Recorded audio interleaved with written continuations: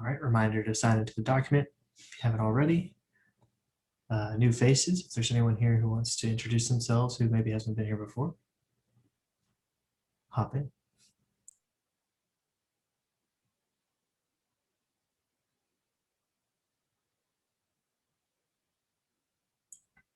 All right. Release planning updates. Javier, do you have anything for Pack? I do not. I think the release is still out a bit, and same for Tecton.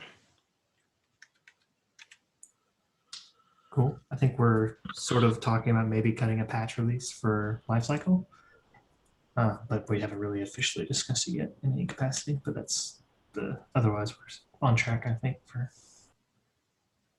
implementation as well.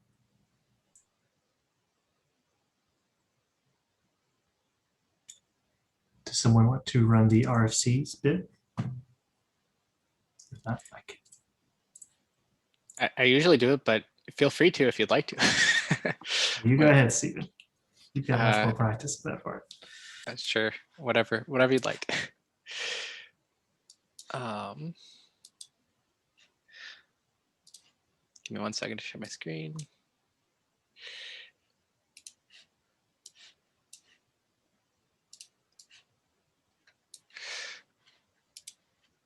All right, first thing in the list this week is pack command to create Buildpack repo. This is in FCP. Anything else or just needs to be merged? Let's see when starting. So today, someone want to volunteer to merge that one in?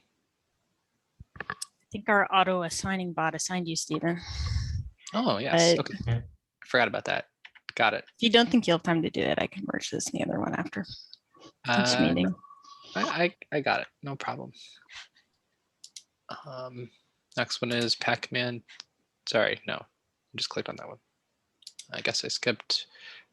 Add builder key in project descriptor RFC proposal. Any context on this one?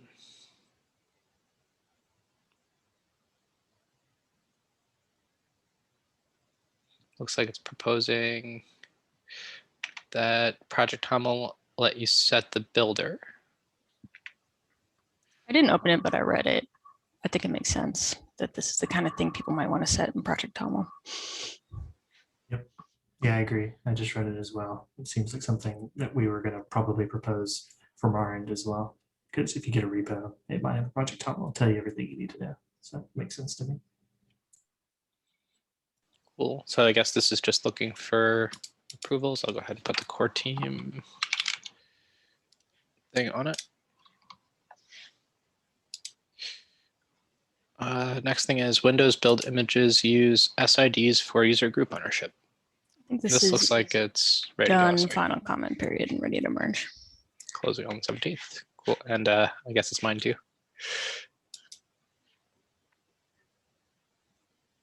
And group additions to builder order, also in FCP. Starting, so that's also closing today, and both Javier and me are on it. Yeah, you can remove me from it. I'm okay with that. All right. I guess that's you're volunteering me there. Cool. And create Stackify repo.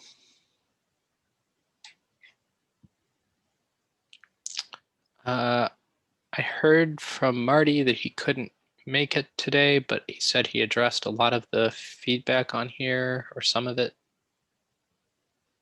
I think it's got the approvals now, right? Looks like. It does. One, two, no, not quite yet. Missing a couple. It's missing Terrence, I think, for Joe. Anything? Anybody have context on this or any comments? Anything that needs to happen? Try to review it right after this meeting as well. And the rest are drafts. So that concludes our RFC review. What's next on the agenda? Just one thing this week, runtime environment variables. Cool. So I added this to the list. I could share my screen for the recording. But basically, this is an idea I think we bounced around a bit at previous working group meetings about just whether or not this is something that we had an appetite for. I threw down a couple thoughts on here that I think kind of get it ready enough for an RFC. Just going through this real quick in preparation for the RFC. So the idea here is to be able at build time to provide environment variables that would be added to the runtime environment for any given process type. And the end user interactions would be via package that should be project toml, sorry. So project toml, pack build, and then just a mounted environment, sorry. Yeah, mounted env launch directory in the platforms directory where the lifecycle would look for additional configuration. I've kind of detailed what that would look like in, again, Project Toml, pack build, and then what it would look like inside of the env launch directory. We talked a little bit about kind of like the lifecycle implementation.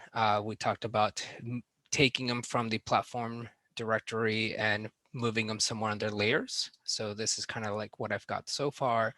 And then at runtime, I think Jose was bringing up the idea that he'd like to be able to configure them also at runtime. So the lifecycle could essentially read from the end of launch directory, similar to how we would do so from, the Buildpacks. And I go into a little bit more detail here, but there's a certain order of precedence that I'm proposing as to how all these would be kind of aggregated to impact the final environment variable for any, the final environment for any process type.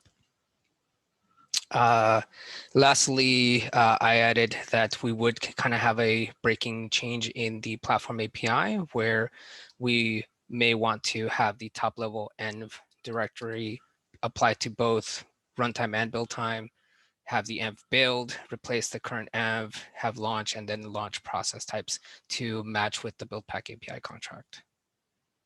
So I know it's a lot, but hopefully it's something we all can follow. All right, seems like Brian has a question. Hey, so I maintain Scaffold, one of the maintainers of Scaffold, and particularly around Scaffold debug.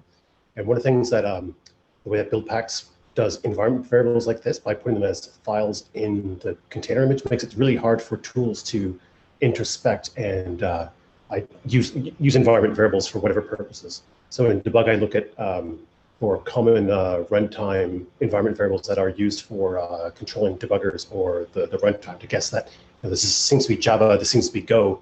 And this has been a problem with Buildpack environment variables. And it kind of makes sense in some respects for having different launchers being able to customize their environment variables. But in this case, these are environment variables that will be set for the entire image, regardless of whatever runner they're using, or sorry, an entry point.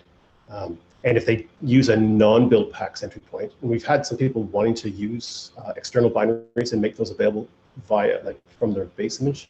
So it's not like brought in as a Buildpack launcher. These environment variables don't get slurped up. They're not available, so they're hard to introspect, and they may not actually be loaded. So, is there a reason why we wouldn't put this into the container image environment in the config versus putting them on disk? So I think the primary feature that we'd be losing out on would be the process types, right? I think we wanted to be able to set different environment variables for different process types. And the only way that we're able to do that is through the launcher entry point. It was actually I think there was a long discussion about this either last time or the time before. You can go back and watch the recording where the idea was brought up and we talked about, like, I also said the same thing. I was very strongly for baking them into the environment and defined in the config blob. And the reason, I think there are a couple of reasons why, even besides being able to scope them to process types, that it might make sense to keep using the same at least unless we refactor some larger thing across it, right? To keep using the same file system based convention. One of the things was that I think there's a strong feeling that these should apply after the environment variables that are set by the build packs, and unless we want to do something really kind of interesting, those are all set using that file-based API also, and so you could put them at the end. Also, if we wanted to use the extensions like .append and .default, .override, those things, you kind of have the same issue. So I forget all the arguments that were made last time, but I was pretty convinced that at least if we're going to if we're going to make an option to bake everything in the image afterwards, that should be something that happens as sort of a separate RFC, that be a separate process that happens that does that launcher exercise, but during the build process, and then bakes everything on. And that could kind of be a different feature, if that makes sense. I definitely hear the feedback about it being unintuitive that they're in files. Practically, I agree with Stephen that it's a larger problem that we should probably solve all at once, not right here. But just to one of the use cases that you brought up around like launching arbitrary processes, not one of the process types, it is worth noting that the launcher can launch an arbitrary process for you. So you can use the launcher to construct the environment and then launch anything dynamically. It does require you keep the launcher in the entry point though. And I think that's part of what, like you said, arbitrary entry point. Is it more that people need to override the entry point specifically, or that they need to run arbitrary commands? For my uses, it's people wanting to be able to set environment variables explicitly. But set environment variables when they're running an arbitrary command in the container, or specifically when they've overridden entry point? When they're building container, and for debugging, it's really looking to see what the environment variables are that have been set. So having them in files means that you have to go and so scaffolded runs on the user's machine. We could be building on a remote host, right? So to actually introspect in the file system requires then downloading the layers, extracting the layers, and that's definitely painful. You want to be able to read them off the remote image by pulling the config blob and seeing what environment variables exactly. Okay, got it. That makes sense. I do wonder. Sorry. No, go ahead. I do wonder if we could satisfy that use case though, if we were to add the environment variables that are meant for the default process type into the image config. I'd have to think about how that affects, the order of precedence here, since the image config does apply to essentially all process types. I think the problem is that the way we have the API set up right now, as a user, if you set an environment variable that a build pack wants to set at runtime, or that is defined as a runtime environment variable, if as a user you set that in the environment of your running application, the expectation right now is that the build packs can then modify that environment variable, taking the value and like appending things to it with environment variable name .append in the build pack layers. And then on top of that, we want to apply the user supplied environment variables. And so I think there's maybe a different feature where like there's a special mode you pass that disables that ability to dynamically modify environment variables the user's supplying, where you pass something to pack build and then it runs through all of them, like runs that launcher code during the build process and then bakes everything on, right? And just maybe disables process type specific environment variables or something like that, or throws an error if they're different. There's a feature I think we could use to accomplish that outcome for certain platforms that have that requirement. But I think I would do it holistically because of this, very particular order of precedence we talk about for how they get overridden and set, if that makes sense. Also worth thinking about what happens with like environment variables set by execd and profile scripts in that case as well. Because I know sort of in the Java build packs, we rely heavily on dynamically setting environment variables with build pack components at runtime. So you can do smart things like configure the JVM based on the amount of memory, the kinds of things you would never be able to do at build time. So like some of the most important environment variables aren't the kind of thing we can bake into the image config. Do those all run per build pack after the environment variables are set? Would it still be safe to run those like, after pre-baking everything? Yeah, we could still run them after, because they do run after all the environment variables are set, I believe. But just saying that like not all of the config is going to be statically Yeah. available if you're using those features, Yeah, even if we bake it in. Yeah, I mean that Javier, on. in this, I'm sorry, in this RFC, your order of precedence there, that number one item, that's not true today. That's a change, right? Because today, if you do a Docker run env, if it's something that a build, I guess, if it's something that a build pack does, sets as well, then it takes precedence over what you passed in with Docker run. Yeah, and I think that was the surprising bit that we found out, right? And I guess, this is, again, my proposed precedence. Like Stephen had an idea of like how you could append to a, image config environment variable, which I've never thought of. I didn't even know that that was a feature that we provided. But so that's interesting. So I don't know, again, exactly how that plays into this. This is, from my perspective, just what the expectation would be, right? So if there's more to dive into this, then we could certainly do so. I know in the Paketo Java build packs, for this reason, we almost never use override. We always use default so that the user provided config takes precedence. Sense, but the default's not default, right? Isn't the default override now? We use .default. Right. But the default, if you don't have an extension, is it override now? I don't Yeah. remember. it's override. Okay. Yeah. Okay, so it's really easy to fall into that trap as a first-time build pack author, I guess. I mean, if the build pack's going to set an environment variable, I guess it's like, who do we want to set the weird expectation on? Build pack authors or app devs? Well, from like an app building dev, apps? I think it's fairly reasonable that if you have an image and you run Docker env today, it overrides that, and keeping that expectation kind of makes sense from like an end user perspective who's like consuming the image and running it on a platform. It would be unexpected that the launcher is like replacing that, at least for a new user, I would think. Yeah, that makes sense. One question I had about this is if you scroll down, you mentioned adding up or like, the breaking change around platform env and env.build and env.launch. I have some questions about this. Are we comfortable with, like, at some point at the beginning of the project, like based on feedback from at least from Cloud Foundry, but probably other places as well, we were pretty strict about keeping runtime and build time environment variables separate, because usually if you're, arbitrarily setting, some JVM tuning property or whatever, you don't really mean for it to apply both in the build environment or in the runtime environment. There are some things where like maybe you need the environment set up similarly in both cases, but so far we've kind of said those things should generally be kept separate. I think that's even mentioned somewhere, maybe in the spec. I think maybe in the platform spec, it says like specifically the platform should not combine runtime and build time environment variables together into one list. Do we feel differently about that now?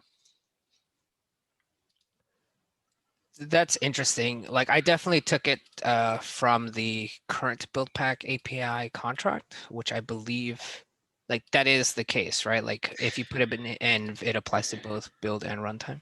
For build packs, but not for users. So if you go to I think it's in the platform API, if you want to, in the platform spec, if you want to take a look there, there's some very specific language that says, unless it got removed, if you search for environment variables. Sorry, I have to switch over like two things. Variables. Yeah, there's, there you go, user provided environment variables, probably. Yeah. The platform should, well, somewhere in here. There used to be something at least that said the platform shouldn't combine those lists together, that, in how the user specifies their environment variables, we're trying to be very intentional about keeping those separate so you don't end up accidentally setting credentials, for instance, in the wrong environment. Do we feel like we want to keep that rule, or do we want to allow the user to specify an environment variable that ends up in both places? I mean, that's definitely the first concern that came to my mind in this breaking change, is if they don't migrate over appropriately, right? Then what they would have thought to be only a build time environment variable all of a sudden becomes a runtime environment variable at the same time. Maybe we should have done this for Buildpacks too. Like, it'd be easy for Buildpack to accidentally set things in both places, when maybe they should be more intentional about which place they're setting it. I'm not sure how much of a convenience it is.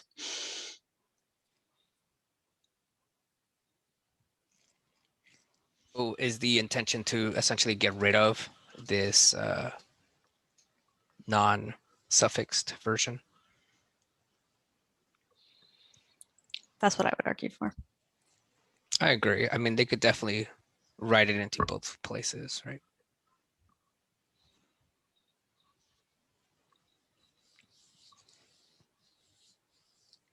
I had one other question here, which is right now we provide the whole platform directory to Buildpacks at build time.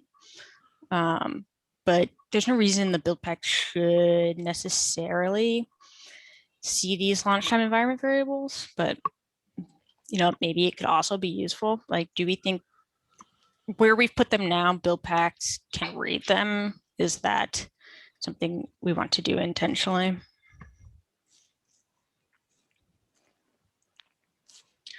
That'd be a good reason to maybe to make this not a breaking change and keep platform env just build time environment variables, and then mount the runtime environment variables into like a metadata directory that can be, that's not exposed to the build packs by path.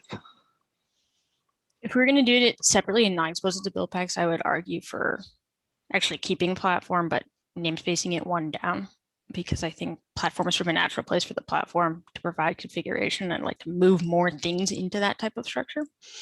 But there's a question about whether these environment variables should go on the available to Buildpack side or the not available to Buildpack side. I think because we pass platform to the build packs, if it's anywhere in platform, that's part of the contract that they would have access to it. Right, but there's the platform directory as it's given to the lifecycle in the platform API. And there's the platform directory that's given to the build pack and the build pack API. Those could be different things. Like the build pack platform directory could be one level down from the top level platform directory. Were there any concerns that you had around what information was exposed to build packs? So right now, anything that goes in the Buildpacks platform directory, they can read. And I could see a case why Buildpacks actually might want to read the launch time environment variables. But typically we try to default to the less permissive, letting Buildpacks read things, because then it's a breaking change if we remove it later. So I didn't want us to let the Buildpacks read this by accident without like talking about why we think that would be good. The only reason that build packs can read things from platform env directly is because the environment variables in there's a mode they can set, right, where they don't automatically get added to the environment. But most build packs don't use that mode. They just read directly from that. So it feels like it's kind of a niche directory for this special, clean env mode for certain secure configurations.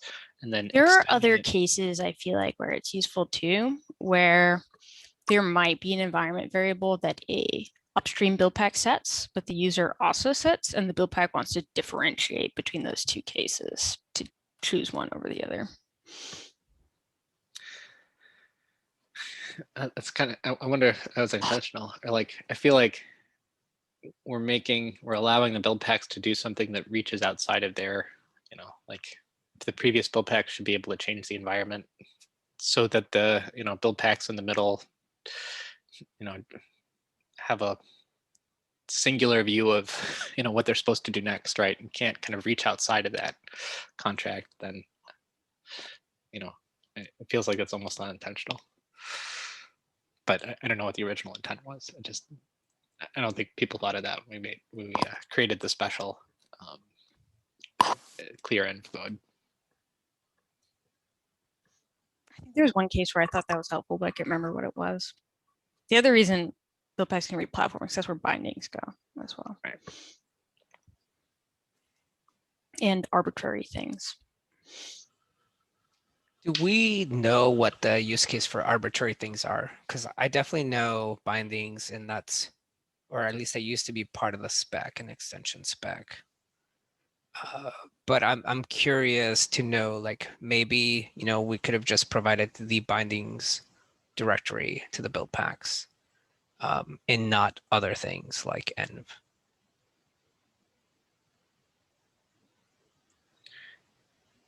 I think the fact that we allowed arbitrary things has been good for us in the past, like when we wanted to try out workflows with bindings before it was formally supported. I can also imagine there being platforms that work with specific build packs that want to have a contract with their build packs. That was sort of the original intent, was like, if you're running on a particular vendor's platform and they need, to supply some kind of special credential as a file, or, whatever, right? There's a safe place that platforms are allowed to extend the API. And that's how it was spec'd originally. And then we threw env in there. And we tainted it. Got it. I will say that now that we have bindings, every time I think of something that would be a good use case for a platform directory, it can usually be in the shape of a binding. I feel like binding is actually generic enough that you can do almost any arbitrary thing you want with a binding. So I wonder if it's less necessary to have the arbitrary contract now that we have the binding API. But I don't know if I can foresee everyone's use case for everything, right? There was a use case around environment variables as files that was like, user provided environment variables as files that was like, some build packs for security reasons want to start with an environment that's very controlled. So I think if we talked about going back on that, I'd want to figure out or make sure that, losing that use case is okay. Because I think maybe someone on the Heroku side, I think that's where that came from. Do you have comments? Yeah, I don't really remember. Wasn't around, I don't think, during those initial discussions, but it makes sense that, like, I know we have, at least in Buildpacks V2, we have build packs that for various historical reasons require like a database to exist. And that's something that we don't mount by default. Like, they don't have database URL, but they can access it through the Buildpack API. And so it's not like accidentally there. So Buildpack has to intentionally go find that. And so that might be one of the reasons. Got it.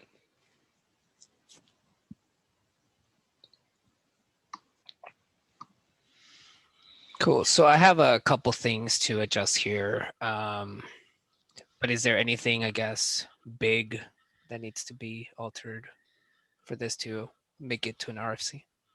I think this is just a mistake, but I want to make sure. It says in lifecycle implementation, configuration at runtime, kind of right below where your mouse is, or a little above where your mouse is. A runtime configuration should be, is that supposed to be layers and launch? Because we've moved it to layers by the time it's in. No, it's not. It was a feature request by Jose, which I believe has dropped. But the same feature or the same interface for providing environment variables for runtime at build time is being requested for runtime environments at runtime. So during the build process, everything from platform env.launch is going to get copied into platform env.layers. But then again, at runtime, there'll be another platform env.launch that's different, that has additional environment variables that the user wants to set. What's the purpose of having that directory versus at runtime just setting the environment variables in the environment of the container? I believe it was to enable a very specific interaction, right? Like configuration point. I can't speak to that. So I was hoping Jose could elaborate a little bit more. Jesse, I don't know if you. I think I can imagine this in like a Kubernetes thing where you have a secret and you just want to bind that secret to platform env.launch, and you could set it at the environment, at the container environment, but like binding the entire secret volume would be a pretty normal thing to do, I think, in this situation. This would make it much easier to do that.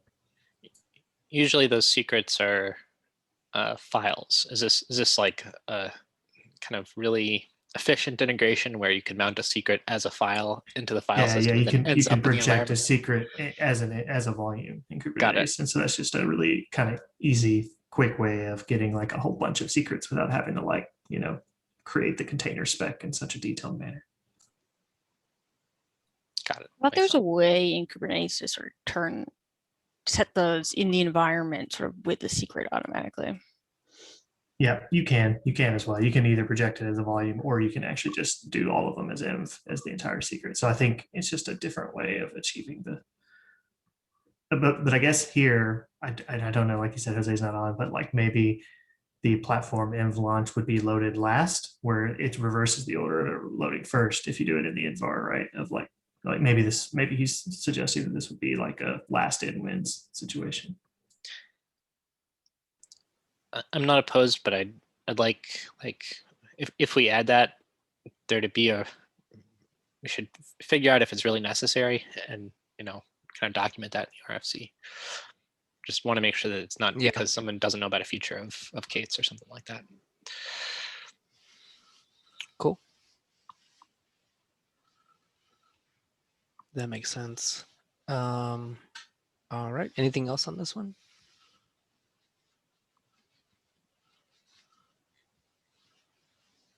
I think the future is really important.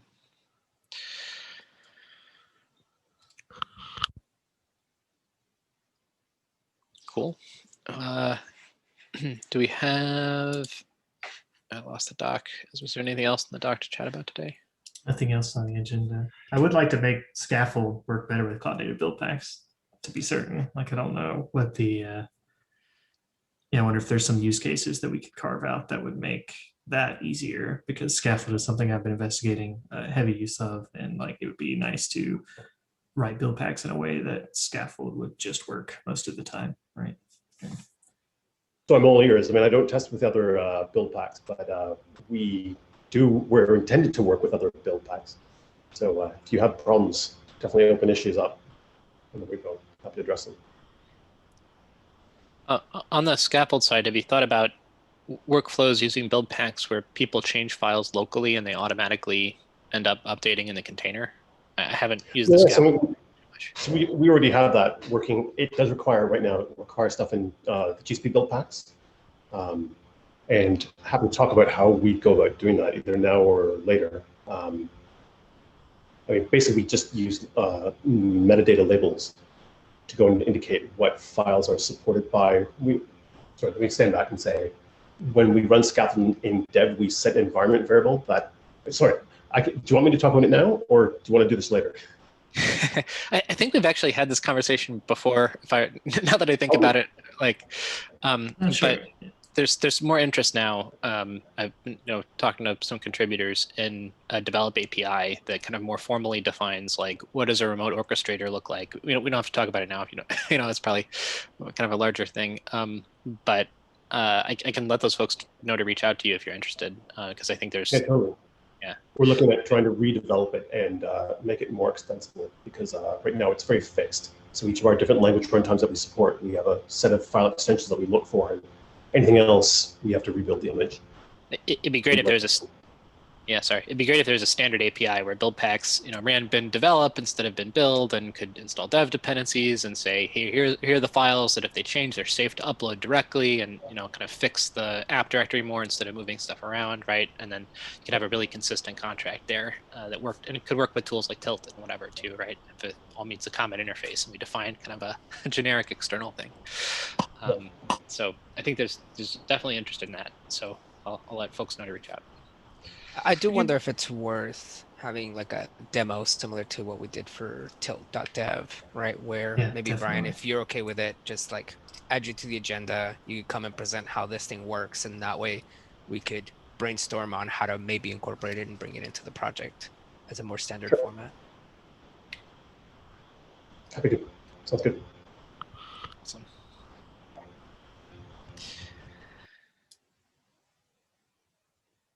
All right. If there's nothing else on the agenda today or nothing else anybody wants to talk about, we'll go ahead and call it.